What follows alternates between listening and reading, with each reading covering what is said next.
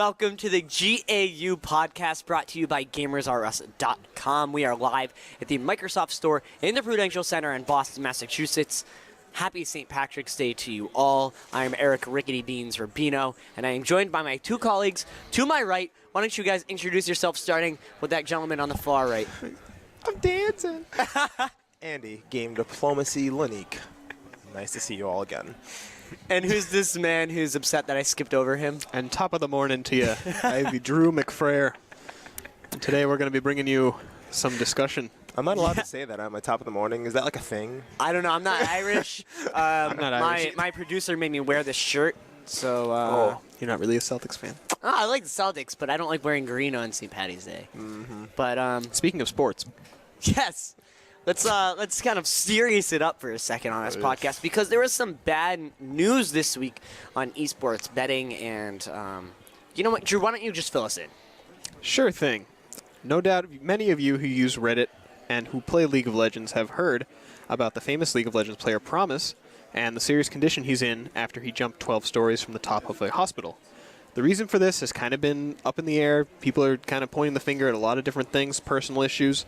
But what it comes down to is that before he did it, he wrote a letter stating that his manager on his team, AHQ, which is an esports team for League of Legends from South Korea, was putting a lot of pressure on him to lose matches on purpose and betting money against his team so that whenever they threw a match, he'd get a lot of money, just like you see in professional boxing or even sumo wrestling in traditional Japanese culture. You're not the first. Or Pete Rose in baseball and NBA referees. Yeah. Every big sport has had this problem pretty much, and it really lends some legitimacy to esports, but it's also a terrible thing, and you don't want to see it, because the nature with esports is that you're working with a lot of really young athletes who don't really have a good grasp on how they're financially responsible, who's in charge of them, what they need to do for their managers, and what they don't have to do for their managers. And in this case, their manager was lying to them. He told them they had a deal with their AHQ, which is located at Taiwan, that they were sponsoring them to play in these tournaments, when really they were just sending them gear kind of so that they could practice. Okay. And then he ended up, once the team started getting out of his control and stopped really losing matches, because Promise didn't want to lose the matches, he wanted to win, because that's why he was there, to play to win. Yeah, obviously. He started selling off their gear right out from under him, telling them he wouldn't be paying them, and these guys are just kids. They don't know what to do. They can't take legal action against him, so he kind of he couldn't deal with it, and that's tragic stuff like this can happen.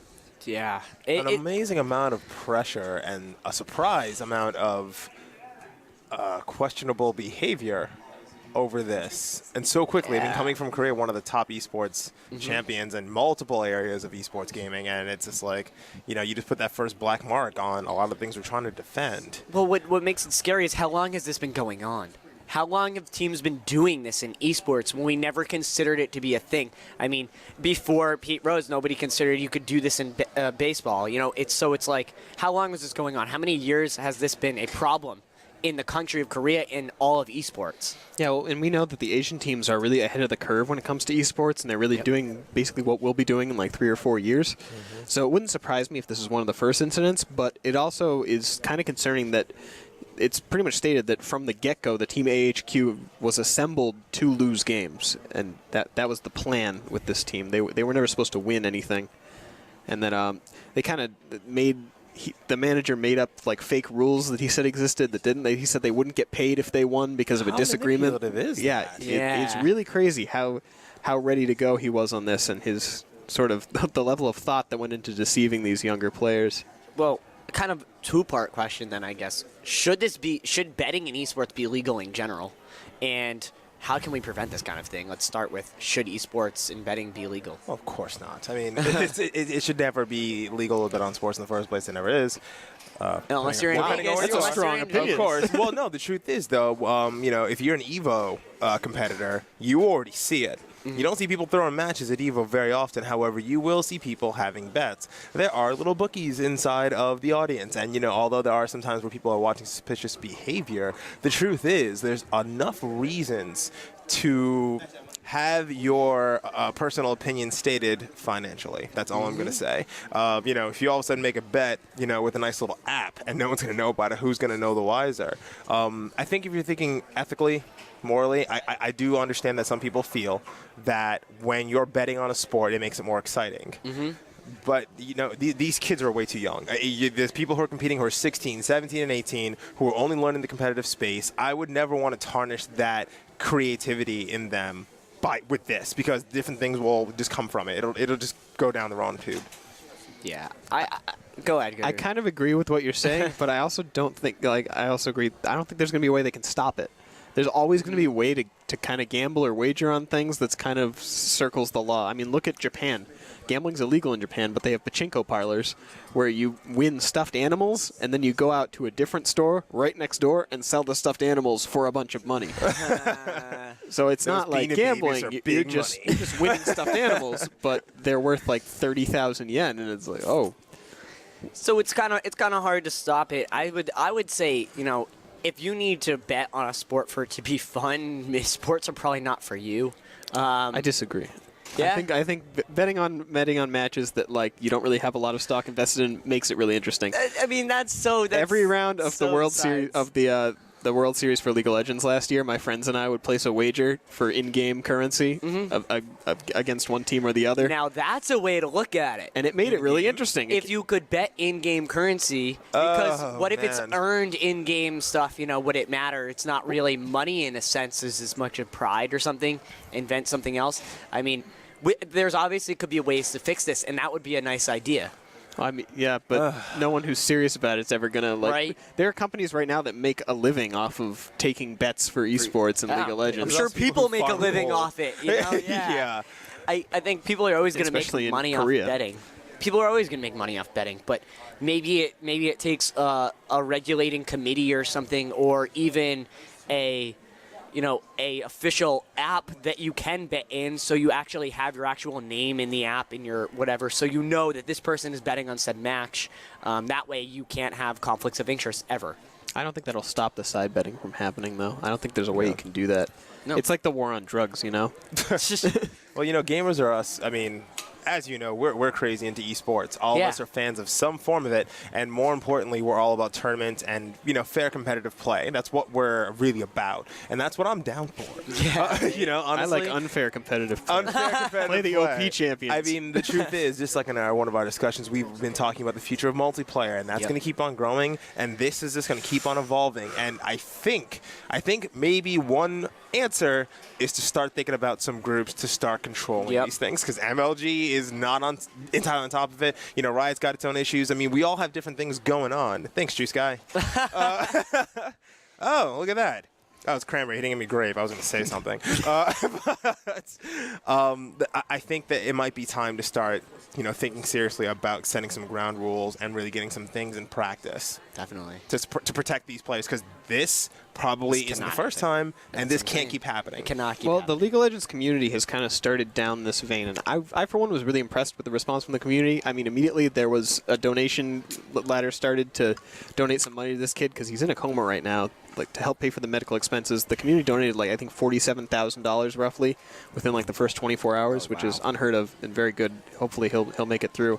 But also, we see that Monte Cristo, one of the major casters for League of Legends, is calling for a players' union, which would involve all the players getting together, kind of unionizing, making sure, basically what other unions do, make sure that the people within the union are not taken advantage of. Yeah. And this kind of thing, I think, would be leaps and bounds towards protecting these younger kids, especially if they have an older, more financially and legally savvy person running it who knows what to watch out for and how to stop them from getting exploited like this. Yeah. Because, I mean, they're competing under Riot's banner and under Riot's sanctioned tournaments. There's no excuse for this kind of exploitation to be going on under Riot's roof. When it's under Riot's tournaments, it means that Riot's looked into this stuff and said, oh, this team's legit, we like the way they run, so they can participate in our event. And I don't think there's any excuse for this kind of stuff happening in a Riot-sanctioned event.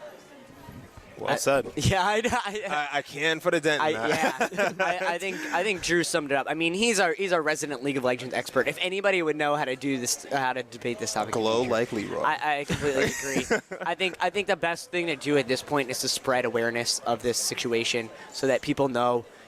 If this was to happen, you can reach out to somebody and not.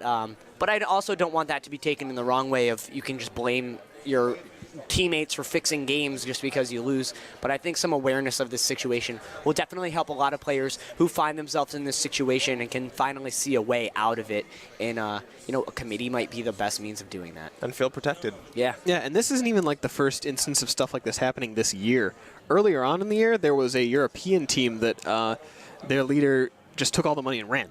Yeah. He just left. Where was that And again? they were all kids. They're like, oh, okay, what do we do now? Yeah. Because you trusted them with everything. You Yeah. know, you're playing. Obviously, the parents aren't super involved. I Exactly. mean, there's a lot of trust going on. Now it seems as if there's got to be some changes, maybe. I mean, that's horrible. Yeah, I mean, it's also growing pains of the industry, too. We're not yet at the peak of esports where these teams are going to have, like, be looked out for by bodyguards, have handlers and stuff like you see other famous athletes. I mean, Moscow 5 got robbed when they went to Kiev. Like, horrible. they had their computers and stuff taken at one point.